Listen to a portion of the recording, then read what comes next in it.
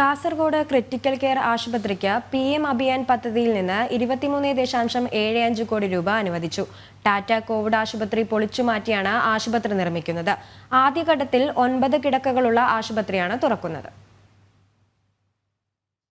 Covid ആശങ്ക ഇല്ലാതായതോടെയാണ് ചട്ടഞ്ചാലിൽ പണിതിരുന്ന Tata Covid ആശുപത്രി പുതിയ രൂപത്തിലേക്ക് മാറുന്നത്.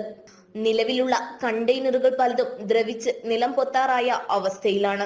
ഇവ മാറ്റി സ്ഥിരം കെട്ടിടമുള്ള ക്രിട്ടിക്കൽ കെയർ ആശുപത്രിയാണ് നിർമ്മിക്കുന്നത്. ആദ്യഘട്ടത്തിൽ 40 കണ്ടെയ്നറുകൾ മാറ്റി സ്ഥലമൊരുക്കി കെട്ടിടം നിർമ്മിക്കും. ആരോഗ്യ വകുപ്പ് ഉദ്യോഗസ്ഥരും എഞ്ചിനീയർമാരും അടക്കമുള്ള സംഘം സ്ഥലത്തെത്തി പരിശോധന നടത്തിയിരുന്നു. 45,000 ചതുരശ്ര അടി വിസ്തീർണമുള്ള കെട്ടിടമാണ് നിർമ്മിക്കുക.